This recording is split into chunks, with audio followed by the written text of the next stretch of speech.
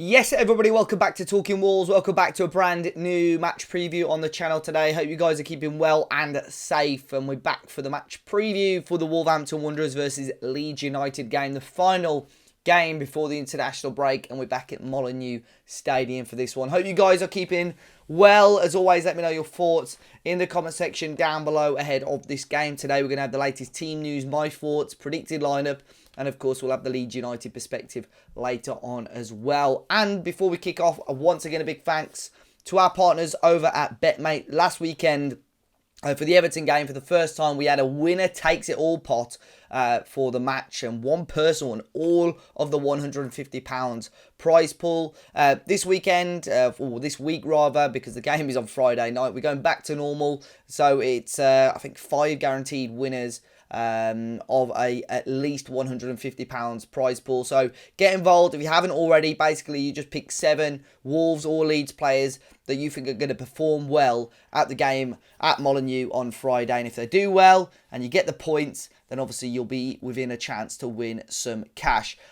This is my team back, provisionally, I'm going to say, because I changed my mind last minute. Of course, you could change your team right up until kick-off. So I may well change it. I've seen a couple of the teams that have done well. I've gone quite Wolves heavy. So maybe I change my mind there. But that's my team. As always, let me know your thoughts. And if you are getting involved in the bet, mate, it'd be great to see some of you in the comment section down below getting involved. Of course, you've got to be 18 plus, UK residents only. And of course, gamble aware. But we're looking for our 3rd win in a row. After going on a little bit of a poor patch with defeats, obviously against Arsenal, West Ham and Palace. Wolves are sort of back to normal, you could say, with a win over Watford and against Everton. And if we can beat Leeds, that will put us 3 wins on the bounce, and that will put us in a really, really strong position. And potentially, once again, back into European contention. Because some people thought we were out of it after those 3 losses. So if we can get 3 wins and maybe 1 or 2 results going our way this weekend, we may be back to normal. Of course, there's some teams that aren't playing due to the FA Cup. So we might have, a game more than a few teams, but it will put us in a good position, especially if we can go and get the 3 points. Of course, in that game against Everton, Bruno Lage started with 3 midfielders and 2 forwards. One of those forwards was Hwang Hee-chan, who came off injured. So not too sure about his situation as of yet. There hasn't been much coverage on that this week. I'm sure Bruno Lage will clear that up in his pre-match press conference tomorrow. Players like Semedo, Keanu Hoover, I don't think they're going to be available. I don't think they'll be back. Once again, I think at the earliest, Nelson Semedo may well be back before that game.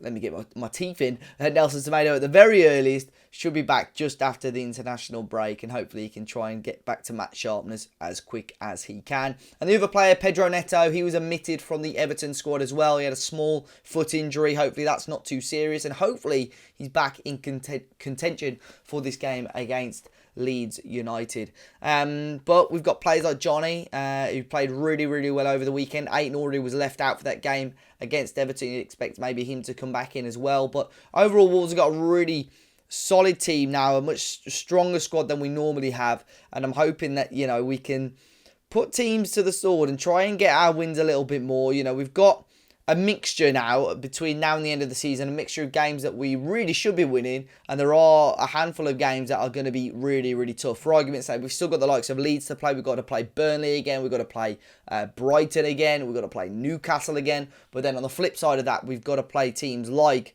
Liverpool and Manchester City and Chelsea. So I'm not saying, every game is tough. Teams down the bottom, Newcastle have obviously improved massively. Burnley and Leeds are going to be fighting for their lives, so they're going to be up for the game. So, and Man City and Liverpool are both challenging for the title. So every game between now and the end of the season is tough for Wolves, but we've just got to try and get as many points as we can if we want to get European football, which I'm sure as a club we're going to want, but as fans we're going to be desperate for it as well. We'd love to see Wolves back in European competition, of course. We'll run over my predicted lineup right now. Quite difficult just due to 1 or 2 injuries, but I'd expect Bruno to go back to the 5-2-3 or the 3-4-3. We'll see Jose Sarr in goal, I'm sure, once again. Another good performance for him against Everton. Back 3, I'm going to go unchanged. Romain Says, Conor Cody and Max Kilman. Who knows, we may well see Willy Bolly introduced into there once again, though. Right wing back, we will have Johnny, I'm sure, and left wing back, I expect Ryan Aït-Nouri to play in there. Midfield two of Ruben Neves and João Moutinho. Once again, those two have been phenomenal the last couple of weeks, I've got to say. And the front three, quite hard to predict, obviously, the one side, but I'd say Jimenez and Potence for sure. We could see Trincao come in, depending on Neto and Huang's fitness. I'd probably say Neto if fit, but it wouldn't surprise me to see Francisco Trincao in there as well. But who knows? We may well see Bruno pack out the midfield, bring Dendoncker in again, and play a similar sort of system to how we started against Everton, but we'll wait and see. Guys, now we've got the Leeds United perspective. I spoke to Conor from the One Leeds fan channel, and these are his thoughts ahead of the game at Molineux. So then, guys, we're here for the Leeds perspective. I've got Conor from the One Leeds fan channel. Conor, how you keeping, mate? Yeah, good mate, good. We've actually won a game, so yeah, I've not been able to take the smile off my face for 3 days, mate, because it's been bleak, mate. It's been really bleak, but there you go. Yeah, I'm sure we'll find out a bit more, obviously, about that in shortly. But Bielsa, obviously, life after Bielsa, we'll find out a little bit more about that. But a quick summarisation, maybe from a Leeds point of view, your feelings on this season so far, and what you think Leeds can achieve before the end of the campaign. Yeah, to be honest, Dave, it's not been ideal. We went from a position of real strength, ninth in the Premier League in our first season, and you know we'd outlaid a lot of money as well, and you expected Leeds really to go from strength to strength. I was a little bit worried because I thought to myself, are they going to invest? Marcelo Bielsa naturally likes a small squad by design. We went into the last summer, and we brought in Daniel James for a very, very inflated fee of 25 million, which, you know, I like Dan James, a lot of energy, a lot of endeavour, a lot of passion. I love all that stuff, but that is a lot of money, and I think Man United had our pants down a little bit there. We brought in Junior Firpo as well, the left back from Barcelona, who I don't think any of us are convinced on. And aside from that, Dave, we lost sort of 3 key figureheads just in the changing room. So yeah, it was a poor summer. We went into the start of the season, the pre-season, well, it wasn't good. Leeds didn't look good. I mean, it was summed up by we got battered out in the Netherlands by Ajax. I mean, there's no shame in that. But we then, it was a poor performance, and we then drew with Blackburn and Villarreal, and Betis wasn't a good performance. And you know, when you can tell some of the aspects in pre-season weren't clicking, and then we went into the start of the season, Dave, and we just looked second best in a lot of games. Man United, Liverpool, obviously, but I'm talking about Everton, I'm talking about Burnley. We just weren't up to scratch. So from the start, mate, it's not been planned, I think, in the right way. I think it needed a bit of a rejuvenation in the summer, to be quite honest with you. Just sprinkling of quality, really, and letting some old heads go. But Leeds haven't done that, and Marcelo Bielsa has felt the strain of that, really. And the thing is, Dave, none of us will know, and we'll never know whether or not Bielsa wanted that small squad. So he refused. You know, he may have turned round to the board in January and said, "Look, I don't want any more players. I want to work with what I've got." Or whether or not the board have just been completely negligent and not giving him any money or consequently any bodies. So yeah, mate, it's all up in the air. It's been a poor season, and my expectation toward the end of the season is to stay up, mate. That's it. Yeah, that's all you want to do. Yeah, I mean, I know with pre-season, you talked about it there. Sometimes, you know, you have a match, you lose a game. It's like, it doesn't matter. It's only a friendly. But I think you can genuinely tell, you know, when a team is not prepared or not putting in the performances, you can get like a little inkling there. Last year, for example, we came out of obviously lockdown. We had to play our European fixtures quite late. And then there was an international break right at the start of the season. So we had about a week pre-season with our full squad. And that's probably why Wolves finished so low, you know, as low as they did last year. So I think a poor pre-season and poor preparation can easily lead to a poor season as well. And obviously, you spoke about that and spotted that a little bit more. But now, obviously, the man after Bielsa is Jesse Marsch. Was he your first choice? Was it? I mean, the club made it pretty clear that it was their first choice. But was he somebody that you would have taken, or was there any other managers out there that you would have liked to have seen at Elland Road? Yeah, there was talk of Valverde as well, obviously ex-Barcelona. I think it was between him and Marsh, really. I think we had an assistant called Carlos Corberán. I'm not sure if you're aware, but he's now at Mm. Huddersfield now doing a really good job. So they were the three really, including Marsh. So I think it was leaked from Mike McGrath at the Telegraph about 3 or 4 weeks ago. The sack in that Leeds were leaving. So it wasn't a surprise, Dave, to be quite honest with you. But if you're asking me who I will, I couldn't tell you, mate. To be quite honest with you, because it's such a unique way Bielsa plays that Yeah, you can throw in your Graham Potters, you can throw in managers alike, but it doesn't quite fit that model. So I mean, the Jesse Marsh system's still completely different, Dave. So I couldn't really. The club were going to transition into something very, very similar, apparently, and they kind of have done with Marsh, because Marsh is all about the press, he's all about aggression. Still, he's all about taking it to the opposition. But there are so many stylistic differences, mate, that it wasn't just a case of going from one manager to another good manager. It was you had of to course. find the perfect fit, really, and it's been very, very difficult to do so. Yeah, I know you haven't been able to see a huge amount, but what are the how is Marsh sort of setting up the team? I understand, obviously, is it quite narrow? How can, for Wolves fans watching Friday's game, what can they expect? Something a little bit different, Dave, to what you'll have expected before. I felt Wolves always were able to handle Leeds quite well in terms of we played very, very, as I've said before, aggressively, expansively, quick but open, man for man.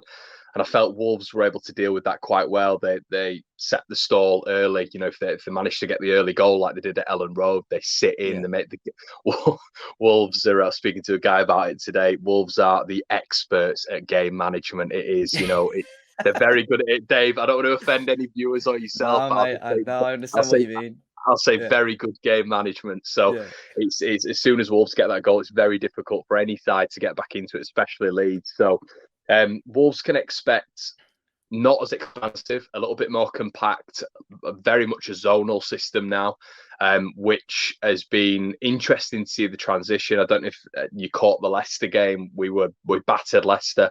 We were really, really unlucky not to come out of anything. That was Marsh's first game. But then we played Villa, and because of the compact nature of how we play, Villa played really wide, and we did not know what to do. We did not. Matty Cash and Luca Dean were having the freedom of Ellen Road, and Leeds didn't adapt. There was no pragmatism from the manager in game, and Leeds were picked off, and we were thoroughly beaten. We then went into the Norwich game. Patrick Bamford's first appearance, first start, I think. He's only started 5 games for Leeds this season, so it was first start in a long time.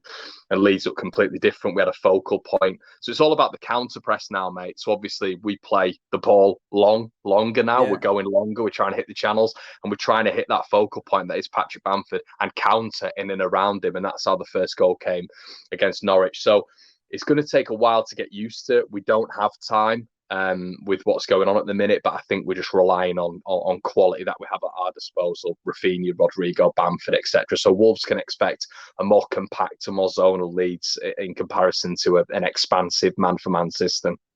Yeah, I mean, I spoke to somebody about it yesterday, I think, as well, with, Manchester United. It's not the exact same sort of thing, but Ralph Rangnick and, Jesse Marsh and United played that quite narrow way. And at Old Trafford, we sort of did what you explained there, that Villa did to you. We played wide, and United really couldn't handle what we were doing. So it'll be interesting to see if Wolves take that similar approach at Molineux, if we sort of almost like try and overload those wings and see what happens. But you mentioned Bamford there. Obviously, him, Calvin Phillips as well, have been injured for the majority of this season. They've been huge misses, haven't they, for Leeds? Oh, they're huge, Dave. Like everyone goes, I mean, the small squad design is the problem. That's the big, big problem of what Leeds have gone through, because they've not been able to replace with any quality whatsoever. Yeah, Well, I say that it's a bit disrespectful because Adam Forshaw's done a good job. We've had Liam Cooper out as well, the captain, and we've got decent replacements, but not high caliber quality I know what you mean. Yeah, Premier League replacements. So yeah, you take the spine out of any team. Those 3 players out of any team. You take, I don't know, Conor Cody, Ruben Neves, Jimenez out of yeah. that Wolves team. It's a shadow of itself, isn't it? So the fact that we've not been in the bottom 3 with the spine of the team missing it really is a credit to every, I guess you've got to say Bielsa, really, even though I do sort of criticise him for many aspects of where we are now, but he has done well in terms of keeping us out of that zone. But yeah, they've been huge misses. Calvin's distribution, is combativeness in front of that four has been it's been a huge miss. Our win record is on the floor when he's not there, and that needs to change. To be honest, Dave, we need to thicken up the squad, and there needs to be a less of a reliance on him. But there's no doubt, like Ruben Neves when he plays for you guys, when we don't have Calvin in that side, it's so difficult. Liam Cooper at the back, not the best defender, but he's an organizer, and that's what we need. Yeah. Sometimes they're absolutely all over the place, and Bamford's the focal point. This is a guy who's got 18 goals last season and got 6 assists. So you take that out of any side, and the side's going to struggle. The incompetence from the board is not replacing any of those in January, or just having secondary backups. But yeah, huge misses, Dave, definitely.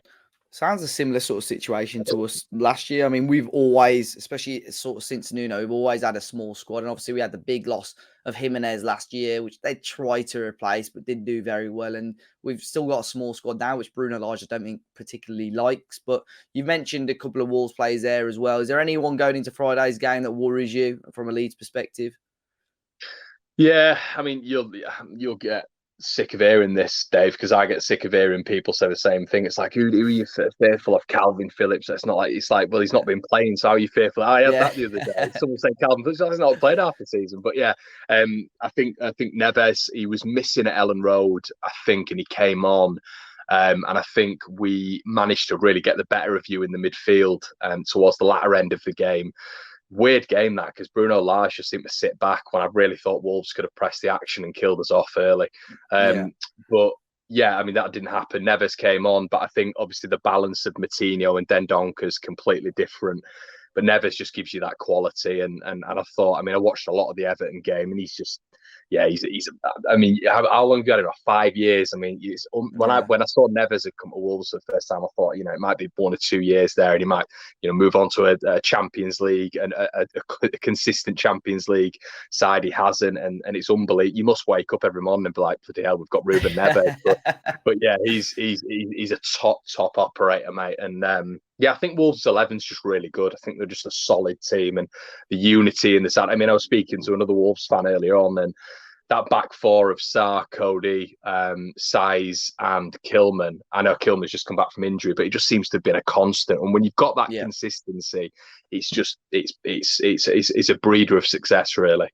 Yeah, I think that's key, like you said, the consistency. And I think with you guys, you probably struggled to get that a little bit. Like even Bamford, I thought, when you came up, I thought, Bamford, is he going to be the right man to lead the line for Leeds? And mate, he proved me wrong and proved a lot of people wrong, I think, as well. And me, mate. Yeah, and me. Scored a good couple of goals. And like the likes of Rafinha, I think if you guys could keep him past this summer as well, keep yourselves up, keep him, chance maybe to rebuild. And finally, Conor, a difficult question here. Maybe 2 answers, maybe one with your head and one with your heart. But what's the score prediction for Friday?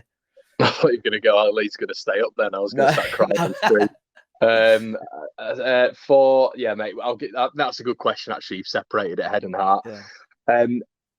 I'll go heart first. Heart is saying 1-1, but I mean that would be an unbelievable result for us. Just because we forget, Dave, as well. We've got 3 weeks now after this of just nothing. So I mean, just anything would be great.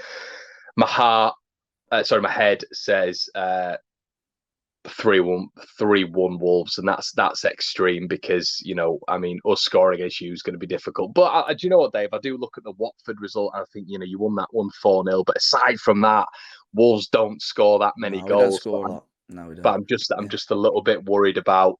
I'm just a little bit worried about Hwang and Jimenez breaking through, and our defense is still a little bit weak. So yeah, 3-1 says my head, and my heart says 1-1. And I mean, you brought it up, so I'll ask you that. Are Leeds going to stay in the Premier League? Oh, God. Dave, to be honest, at the minute, I'm very much on the no side, which is I do get hammered with a pessimistic view a lot. But I just we've got to start picking up results quickly. It's not, we're in this sort of thing at the minute where it's very much like, well, we've still got so and so games left. We've still got 10. We've still got 9. We've still got 8. And it's like at some point we're gonna have to start picking up wins. We got the Norwich win. It was great. We stopped the rot, but to be honest, Dave, we need to start picking up points against the Wolves, because you know exactly what Burnley will do, mate. They could go to a Wolves, or they could go to a Newcastle, or whatever, whoever's in form at the minute, and they'll pick up a point. They'll grind it out. Leeds need to start matching that. So I'm on the no, but I'll do the heart and head thing again. So heart says yes, head says no. There you Dave, go. what do you think? Dave, what do you think? I think you're good enough to stay up, mate. I think Yeah, Watford and that's Norwich are more than down. But I'm a bit like you. You know, Burnley, they don't look in a great place, but you It's just know they're Everton, going isn't to it? grind out the Everton results. are the one. Yeah. I'd love Everton to go down, not in a nasty way, but I just think it'd be crazy if they went Yeah, down. it's just a Some of the laugh, isn't players it? we can pick as well. Yeah, exactly. Well, Conor, big thanks for jumping on the channel. Make sure to leave a link to Conor's channel. I'm sure you can watch his reaction after the match on Friday, whether that be good or bad. And yeah, Conor, all the best for the rest of the season, mate. I'll chat to you soon. Yeah, cheers, Dave. Cheers, guys. So big thanks once again to Conor. I'll be sure to leave a link to his Twitter page and his YouTube channel in the description down below. I think his comments were great. We learned a lot about Leeds, and it'll be interesting to see how things go on Friday, and obviously if they can stay in the Premier League. In terms of predictions, it's going to be a low-scoring game. I'm going to go with another 1-0 win for Wolves. I'm not sure if you guys saw, there was a stat that Wolves, Real Madrid and AC Milan, they've got the most one-goal victories in the top 5 European leagues this season. So, you know, we're in all right company there, I suppose. But, yep, fingers crossed Wolves can get the 3 points on Friday. As always, be sure to hit the like button, guys. Subscribe to the channel if you're new. We'll have the match reaction and the fans react as well on Friday night. So keep your eye out for that. And I'll try and get some content planned for over the international break as well. But until then, I'll see you guys very, very soon.